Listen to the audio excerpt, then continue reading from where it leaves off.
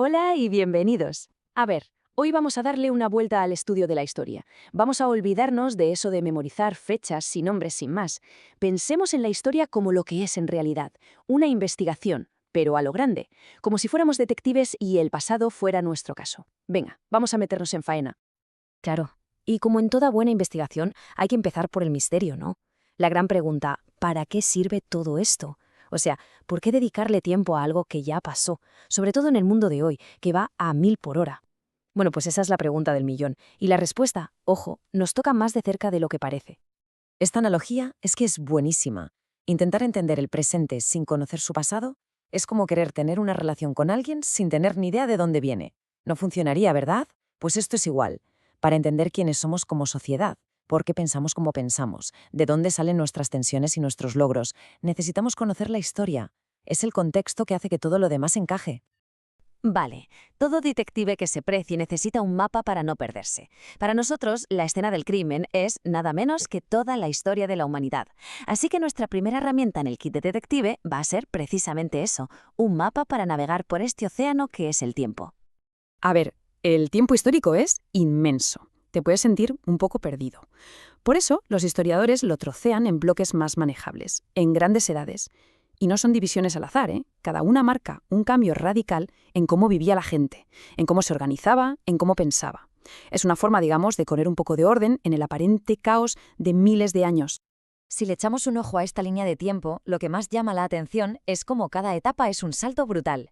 Empezamos en la prehistoria, que es larguísima, y termina con algo que hoy nos parece tan básico como la escritura.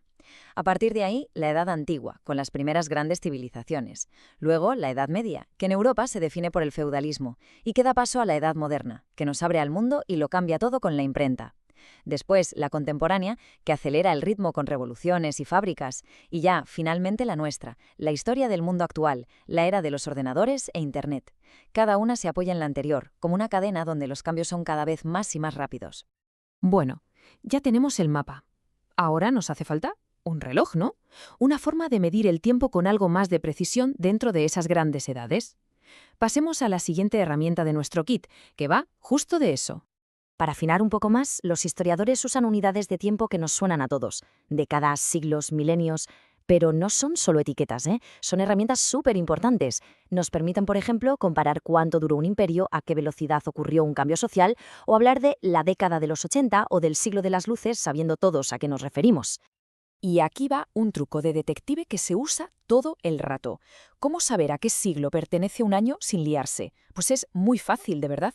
Fijaos en el año 732. Nos quedamos solo con las centenas, o sea, el 7. A ese número le sumamos 1. Y ya está, 8. Pues el año 732 pertenece al siglo VIII o siglo VIII, así de sencillo y súper útil. Venga, va, una prueba rápida para que se vea claro. Pensemos en el año 1492, una fecha que nos suena a todos. ¿A qué siglo pertenece? A ver, si aplicamos el truco, cogemos el 14, le sumamos 1 y... ¡listo! Siglo XV. Es que es una de esas herramientas súper útiles para no perderse leyendo cualquier cosa de historia. Tenemos mapa y tenemos reloj. ¿Qué nos falta? Pues lo más importante para cualquier detective, las pruebas. En historia a estas pruebas las llamamos fuentes y son, de verdad, la madre del cordero de cualquier investigación.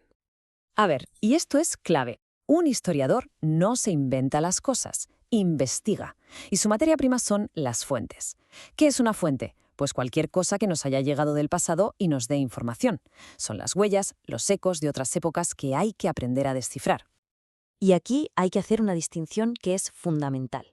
Están las fuentes primarias, que son el testimonio directo, la prueba en estado puro, una carta de un soldado, una moneda romana, las ruinas de un templo. Y luego están las fuentes secundarias, que son interpretaciones hechas más tarde, pues el libro de historia sobre esa guerra o un documental sobre Roma. Un buen detective y un buen historiador siempre intenta ir a la fuente primaria, a la prueba original.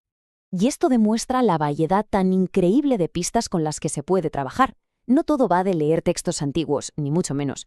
Un historiador puede analizar desde una ley grabada en piedra hasta los restos de una herramienta prehistórica, una pintura o incluso una grabación de radio o una película del siglo pasado. Todo, absolutamente todo, puede ser una pista. Muy bien, ya hemos reunido las pruebas. Ahora viene lo bueno, la fase final de la investigación. analizarlo todo y reconstruir la historia de lo que pasó. Y para esto los historiadores tienen una especie de receta, un método que funciona para dar sentido a todas esas pistas. Esto es esencial, de verdad.